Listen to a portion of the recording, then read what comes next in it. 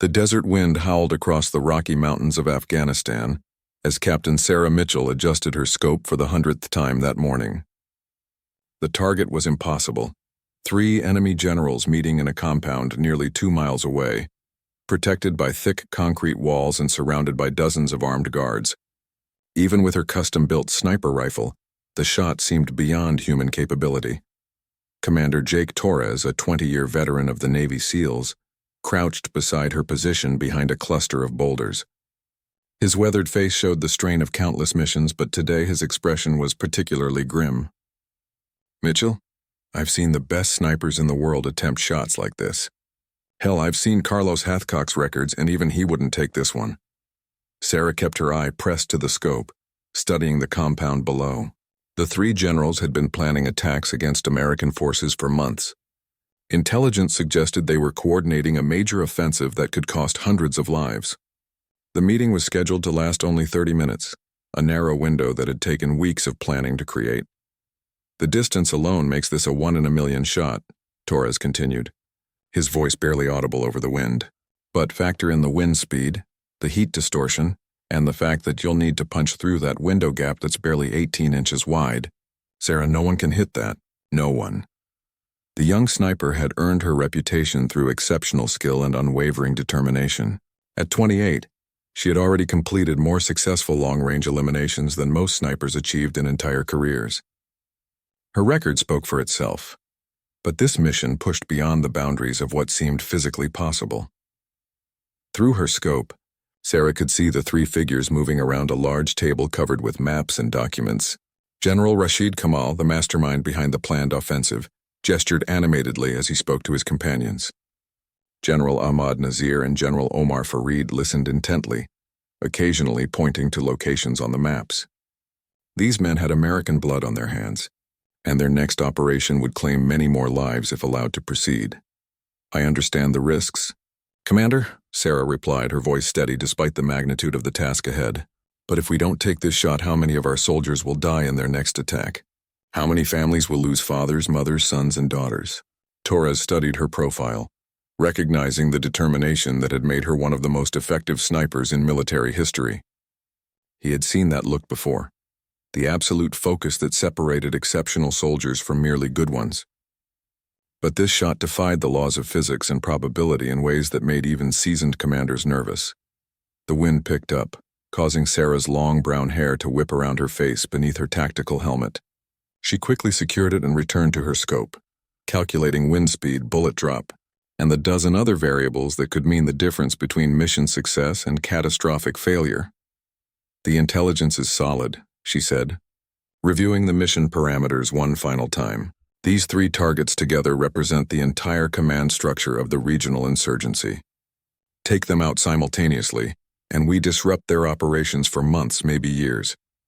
Commander Torres pulled out his binoculars and studied the compound. The building sat at the bottom of a valley, surrounded by natural barriers that made approach from most angles impossible.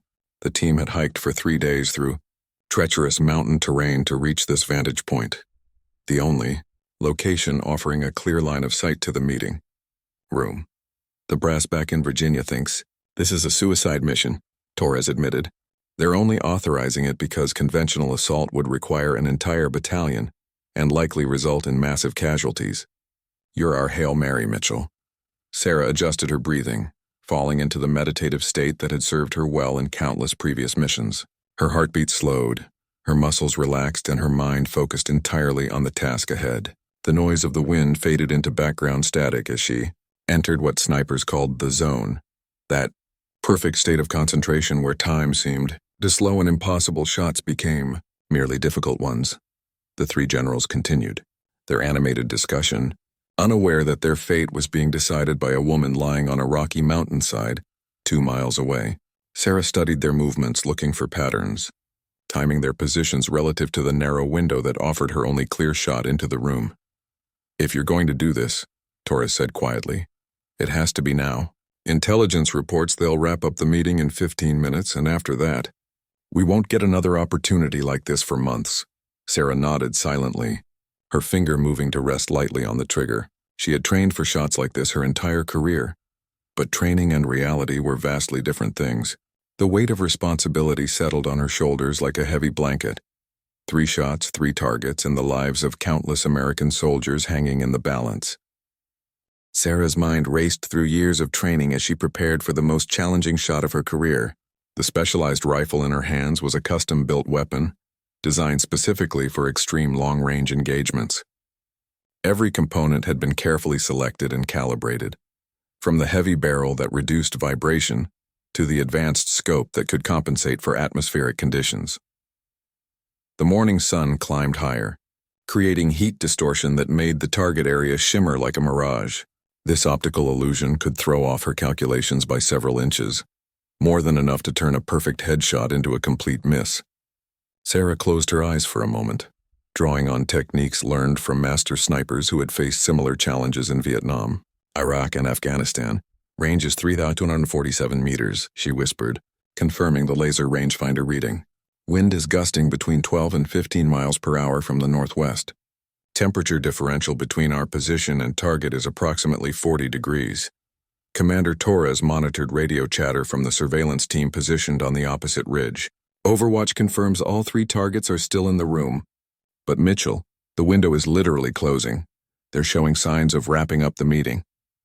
Through her scope, Sarah could see General Kamal gathering papers from the table, while General Nazir pointed to something on a large wall map. General Farid stood near the window, momentarily presenting the clearest target. The meeting was definitely concluding, and once these men left the room, they would scatter to separate locations across the region. Sarah's training had taught her that successful sniping was 90% mental preparation and 10% execution. The physical act of pulling the trigger was simple. Everything else required absolute mastery of mathematics, physics, psychology, and environmental science. Wind speed calculations, bullet trajectory predictions, target movement analysis, and dozens of other variables had to be processed and integrated in seconds. The first shot has to be perfect, she murmured, more to herself than to Torres. If I miss or only wound the first target, the other 2 will hit the ground or flee before I can adjust and fire again. The 3 generals represented decades of military experience and strategic planning for insurgent forces throughout the region. Intelligence reports indicated that General Kamal alone had orchestrated attacks that killed over 200 American soldiers. General Nazir specialized in improvised explosive devices that had maimed countless more. General Farid coordinated funding and weapon supplies from foreign sources. Together, they formed the backbone of enemy operations. Sarah's breathing became deeper and more controlled as she entered the final phase of preparation. Her heart rate dropped to barely 60 beats per minute, a physiological state that elite snipers trained years to achieve. In this condition, the natural tremor that affects all human hands virtually disappeared, creating the steady platform necessary for extreme precision shooting. I need you to call wind conditions every 30 seconds, she told Torres.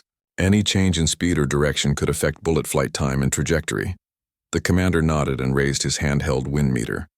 Years of working with snipers had taught him that his role as spotter was equally critical to mission success. The best sniper in the world couldn't succeed without accurate environmental data and precise target information. Through her scope, Sarah watched General Farid move away from the window, while General Nazir approached the table where Kamal was organizing documents. The 3 men would only be positioned for simultaneous targeting for a few more minutes at most. After that, the opportunity would disappear, possibly forever. Wind holding steady at 14 miles per hour, northwest direction, Torres reported. Atmospheric pressure is stable. Heat distortion is moderate but manageable. Sarah made microscopic adjustments to her scope settings, compensating for the environmental factors that Torres reported. The advanced optic system could calculate most variables automatically. But extreme long-range shooting still required human intuition and experience that no computer could replicate. The weight of her rifle felt familiar and comforting against her shoulder. This weapon had been her constant companion through dozens of missions, and she knew its characteristics better than most people knew their own cars.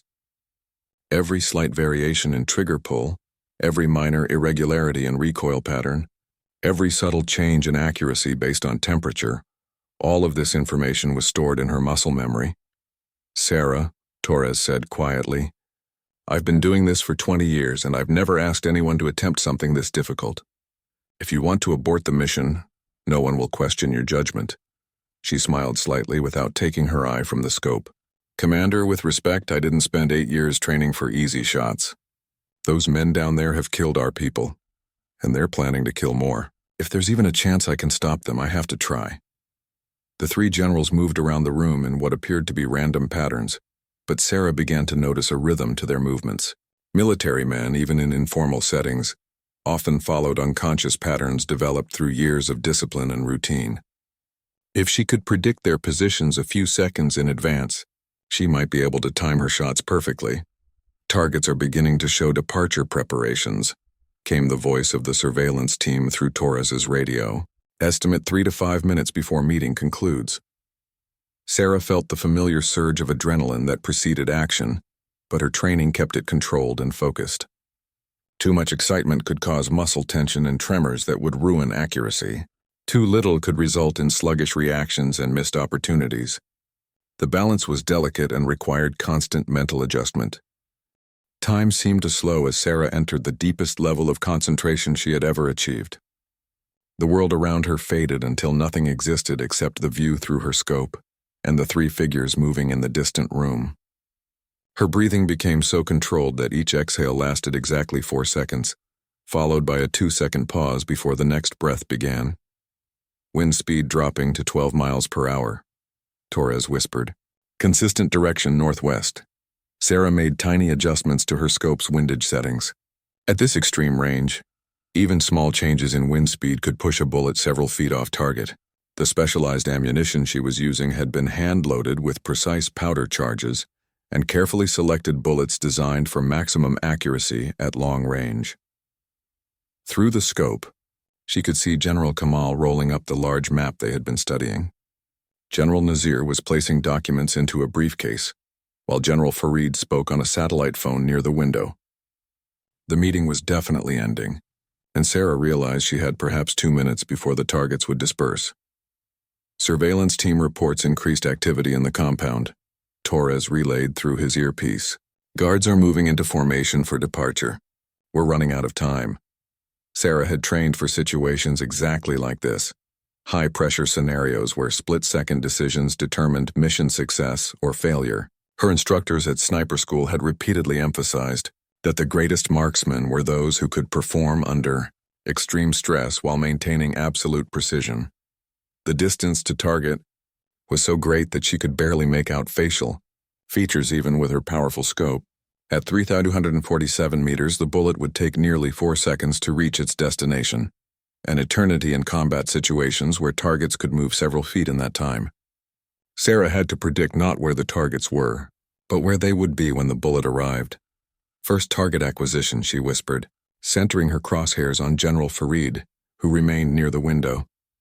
"Clear shot. Minimal obstructions." Her finger rested lightly on the trigger, applying just enough pressure to take up the slack without firing. The trigger on her rifle had been adjusted to break at exactly 3.5 pounds of pressure, heavy enough to prevent accidental discharge, but light enough for precise control during critical moments. General Nazir finished packing his briefcase and moved toward the center of the room where General Kamal was gathering his materials. For a brief moment, all 3 targets stood within a 6-foot circle, presenting the ideal configuration for rapid successive shots. Sarah knew this alignment might not occur again. "Multiple target alignment achieved," she reported to Torres. "Initiating firing sequence." Years of training had taught her that successful multiple target engagement required a specific rhythm. Fire, acquire next target, fire, acquire final target, fire. The entire sequence had to be completed in less than 10 seconds before targets could react and take cover. At this extreme range, the sound of the first shot wouldn't reach the compound for nearly 10 seconds, giving her a slight advantage. Sarah's breathing stopped completely as she entered the natural respiratory pause that elite marksmen used for maximum stability. Her heart rate dropped even further, and her muscles relaxed to eliminate any tremor that might affect accuracy. The crosshairs settled perfectly on General Farid's head, tracking his slight movements as he continued his phone conversation. "Wind steady at 12 miles per hour, Torres confirmed. "Green light for engagement." The mathematical calculations that had occupied Sarah's mind for the past hour suddenly crystallized into pure instinct. Bullet drop at this range would be approximately 68 feet. Wind drift would push the projectile about 14 inches to the southeast. Target movement would require a slight lead of 6 inches to compensate for walking speed. All of these variables integrated automatically as her muscle memory took control. "Engaging first target," she whispered, and gently squeezed the trigger. The rifle bucked against her shoulder with familiar recoil as the specially loaded cartridge sent its bullet down range at nearly 3,000 feet per second. Sarah immediately worked the bolt action to chamber a fresh round, while simultaneously shifting her aim point to General Nazir, who stood near the table organizing documents. She had practiced this exact sequence thousands of times during training, but never under conditions this challenging. The second shot had to be fired before the first bullet reached its target, requiring her to trust completely in her calculations and preparation. Doubt or hesitation at this point would guarantee mission failure. "Second target acquired," she announced, settling the crosshairs on General Nazir's profile as he leaned over the briefcase. Firing. The second shot followed immediately, and Sarah was already shifting to the third target before the sound of the second gunshot had finished echoing off the surrounding mountains. General Kamal stood with his back partially turned, presenting a more challenging angle, but still within the parameters she had calculated. Through her scope, Sarah could see that the first bullet had not yet reached the compound. The projectile was invisible during flight, traveling too fast for the human eye to track, but she knew it was racing toward its target at nearly 3 times the speed of sound. In approximately 2 more seconds, all 3 bullets would reach their destinations almost simultaneously. "Final target in sight," she reported, centering her aim on General Kamal. "Engaging." The third shot completed the sequence, and Sarah immediately returned her scope to the first target to observe the results. The entire firing sequence had taken less than 8 seconds, fast enough that none of the targets could have reacted to warning sounds even if they had somehow detected the incoming bullets. Torres watched through his binoculars, maintaining communication with the surveillance team positioned to observe the compound from a different angle. The next few seconds would determine whether this impossible mission had succeeded or whether months of planning and preparation had been wasted on an unachievable objective. "Impact in 3 seconds," Sarah announced, her voice steady despite the magnitude of what she had just attempted. "Observing target area for confirmation." The silence that followed seemed to stretch forever as both soldiers waited to see the results of the most difficult shots either of them had ever witnessed. The first bullet arrived exactly as Sarah had calculated. Through her scope, she watched General Farid suddenly drop from view, the satellite phone clattering to the floor beside the window.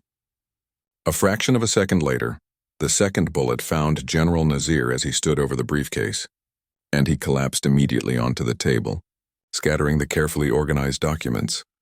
"First 2 targets down," Sarah confirmed, her voice maintaining professional calm despite the extraordinary nature of what she was witnessing. "Observing third target." General Kamal had begun to turn toward his fallen companions when the third bullet reached him. The impact was instantaneous and precise, and the leader of the regional insurgency dropped beside the table where he had been planning attacks against American forces just moments before.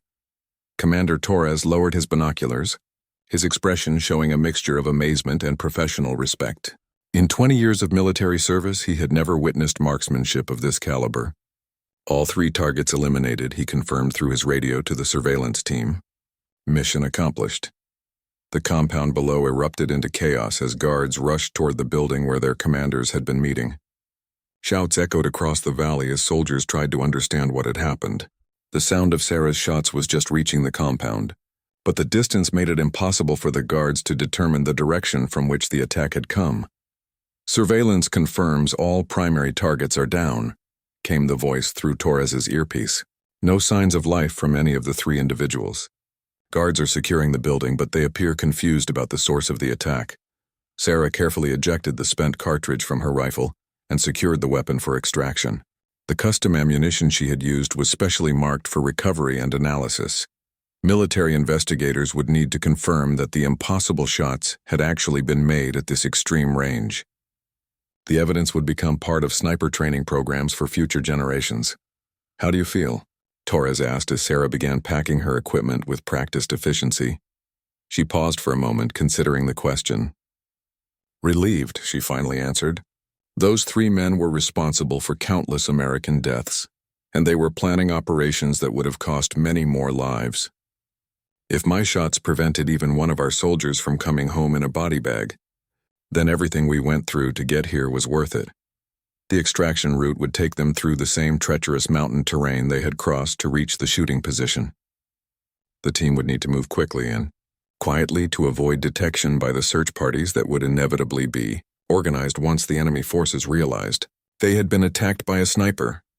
The ballistics on this engagement are going to rewrite the textbooks, Torres commented as he gathered his spotting equipment.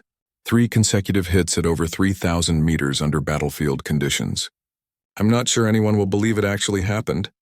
Sarah smiled slightly as she secured her rifle in its carrying case. Let them analyze the evidence and draw their own conclusions. All that matters to me is that we completed the mission and eliminated 3 high-value targets who were planning to kill our people.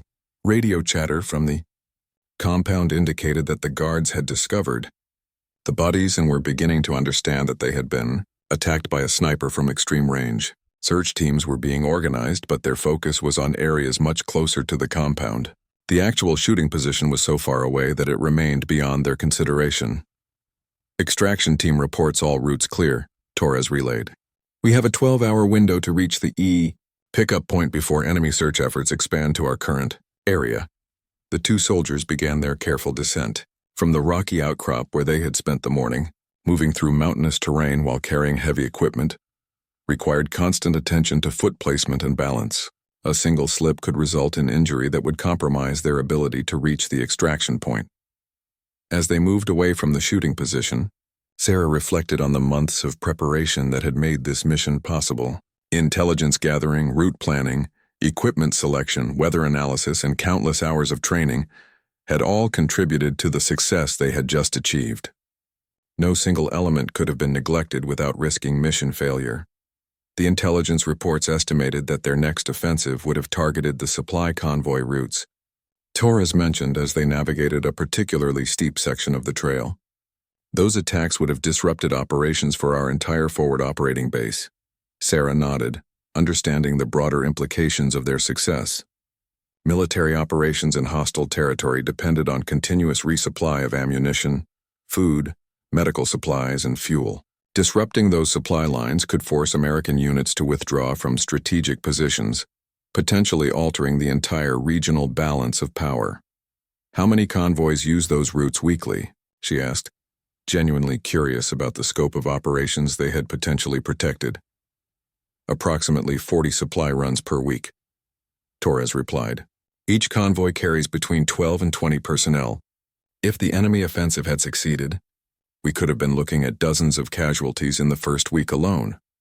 The mathematical reality of their mission's impact began to sink in as they continued their extraction movement. 3 precise shots had potentially saved dozens or even hundreds of American lives. The risk Sarah had taken by attempting seemingly impossible shots was justified by the enormous stakes involved. The after-action reports are going to be interesting reading, she commented. I'm curious to see how the ballistics experts explain bullet performance at this range under these atmospheric conditions. Torres chuckled. I suspect they'll spend months analyzing every aspect of this engagement. The data from this mission will probably influence sniper training programs and equipment development for years to come. As they reached a more level section of the trail, both soldiers paused to check their navigation and confirm their position relative to the extraction point.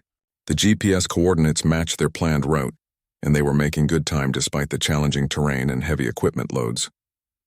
Hours into their extraction journey, Sarah and Torres paused at a ridge overlooking the valley where they had completed their mission.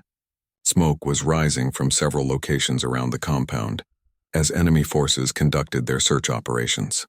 The distant sound of vehicles and helicopters indicated that the insurgents were mounting a significant response to the elimination of their leadership. They're putting everything they have into finding us, Torres observed through his binoculars. 3 search helicopters, at least a dozen ground vehicles, and what looks like over 100 personnel spread across the valley floor. Sarah studied the search pattern through her rifle scope. They're concentrating their efforts within 1,000 meters of the compound, They still don't realize the shots came from such an extreme range. Our position remains uncompromised. The tactical advantage of extreme long-range shooting was becoming clear as they watched the enemy response. Conventional sniper attacks from closer range would have put the shooters within the search radius being employed by the insurgent forces. Sarah's seemingly impossible shots had created confusion about the nature and source of the attack. Radio intercepts suggest they're debating whether this was a missile strike or sniper fire, Torres reported, listening to intelligence chatter through his encrypted communication device. Some of their commanders are arguing that no rifle could make shots at this distance. This confusion was buying valuable time for their extraction. Every hour that enemy forces spent searching in the wrong areas was an hour that brought Sarah and Torres closer to safety. The pickup point was still 8 hours away through difficult mountain terrain, but their route remained clear of hostile activity. As they continued their movement, Sarah reflected on the technical challenges she had overcome during the mission. The atmospheric conditions had been at the extreme edge of what was considered possible for accurate shooting. Temperature differentials, wind patterns, and air density variations had all worked against her. Yet somehow the calculations and preparations had proven sufficient. "I keep thinking about the physics of those shots," she mentioned to Torres as they navigated a narrow mountain pass. At that range, the bullets were dropping almost 70 feet from the line of sight. The margin for error was essentially zero. Torres nodded, still amazed by what he had witnessed. The ballistics computer in your scope had to calculate trajectories that most people would consider impossible. But even with perfect calculations, the human element of steady aim and precise trigger control made the difference between success and failure. The specialized training that had prepared Sarah for this mission had taken years to complete. Beyond basic marksmanship skills, she had studied meteorology, physics, mathematics, and psychology. Understanding how environmental factors affected bullet flight was only part of the equation. Managing stress, controlling breathing, and maintaining focus under pressure were equally critical skills. My instructor at sniper school used to say that shooting at extreme range was 10% science and 90% art, Sarah recalled. You can calculate all the variables perfectly, but successful shots require intuition and experience that can't be taught from textbooks. They paused at a small stream to refill their water bottles and rest briefly before continuing the extraction. The mountain water was cold and clear, providing refreshment after hours of hiking through rugged terrain. Both soldiers remained vigilant, scanning their surroundings for any signs of pursuit or enemy activity. The mission briefing mentioned that similar opportunities might not arise again for months or years, Torres said as they prepared to resume movement. The intelligence network that identified this meeting took extraordinary risks to provide the information we needed. Sarah understood the broader context of their operation. Human intelligence assets working within insurgent organizations faced constant danger of discovery and execution. The sacrifice made by unknown agents to provide targeting information had made her shots possible, and their courage deserved recognition that would never be publicly acknowledged. Every successful mission depends on dozens of people whose contributions remain invisible, she replied. Intelligence operatives, logistics specialists, communications technicians, weather forecasters. They all played essential roles in what happened today. The afternoon sun was beginning to cast longer shadows across the mountainous landscape as they continued their journey toward the extraction point. The temperature was dropping as evening approached, and both soldiers adjusted their gear to maintain warmth during the night movement that lay ahead. Extraction team confirms pickup schedule remains unchanged, Torres reported after checking his communications. Weather conditions are favorable for helicopter operations, and the landing zone remains secure. The specialized helicopter that would extract them was equipped with advanced navigation systems and defensive countermeasures designed for operations in hostile territory. The aircrew had trained extensively for night extractions from mountainous terrain, but the mission would still require precise coordination and timing to avoid detection by enemy forces. As they moved through a particularly rocky section of the trail, Sarah carefully protected her rifle from impacts that could affect its zero settings. The weapon would undergo extensive testing and analysis once they returned to base, but maintaining its current configuration was essential for documenting the precise conditions under which the record-breaking shots had been made.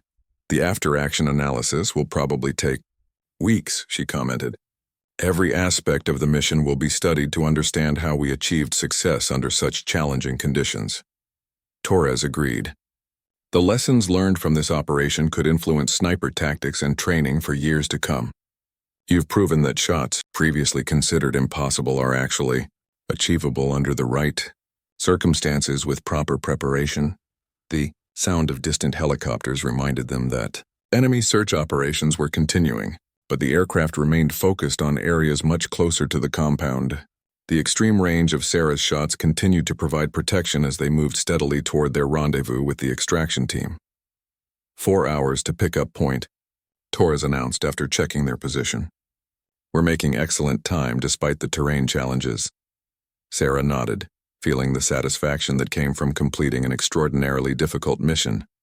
The 3 enemy generals would never again plan attacks against American forces, and the disruption to insurgent operations would likely save countless lives in the months ahead. The extraction helicopter appeared exactly on schedule, its rotor noise masked by the mountain winds as it approached the designated landing zone. Sarah and Torres had reached the pickup point with 30 minutes to spare, using the extra time to establish security and confirm that their route had remained uncompromised throughout the extraction movement. Falcon 2-7, this is Ground Team Alpha, Torres spoke into his radio. Landing zone is secure, no hostile activity detected. Ready for immediate extraction. The pilot's voice crackled through their headsets. Ground Team Alpha, we have you in sight. Approaching from the northeast, touchdown in 90 seconds. Be advised, we're tracking multiple enemy search aircraft approximately 20 kilometers south of your position.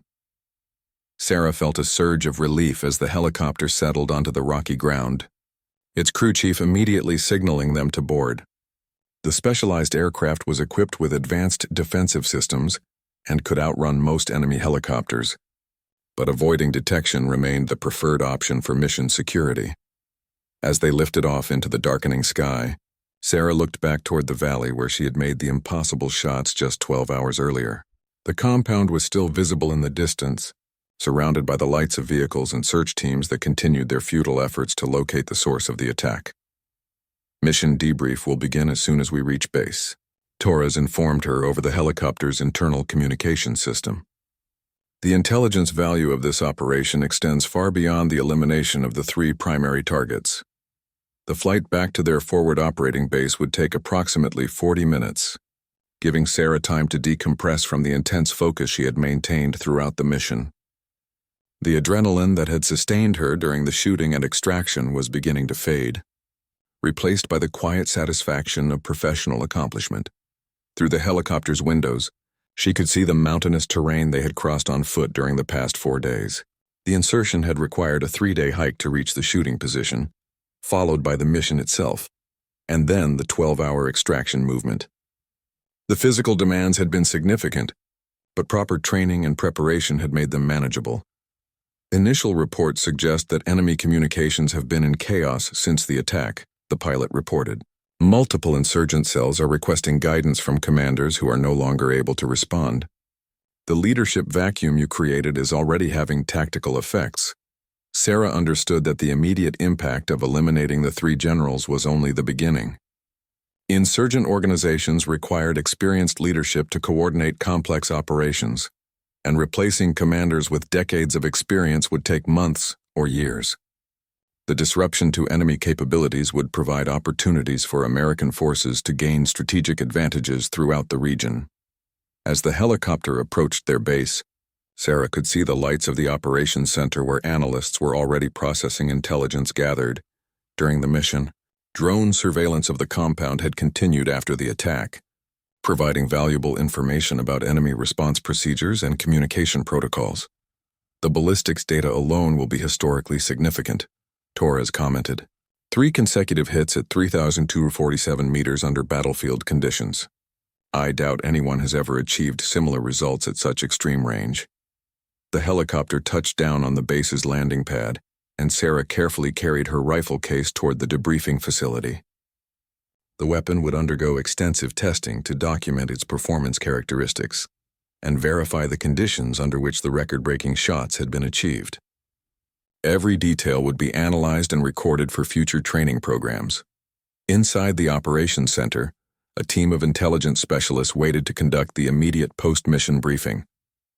Video footage from surveillance drones, communication intercepts, and detailed mission logs would be compiled into a comprehensive after-action report that would eventually influence sniper training throughout the military. Captain Mitchell, the intelligence officer, began. Preliminary analysis suggests that your shots have eliminated the 3 most experienced insurgent commanders in the entire region. The strategic impact may be felt for years.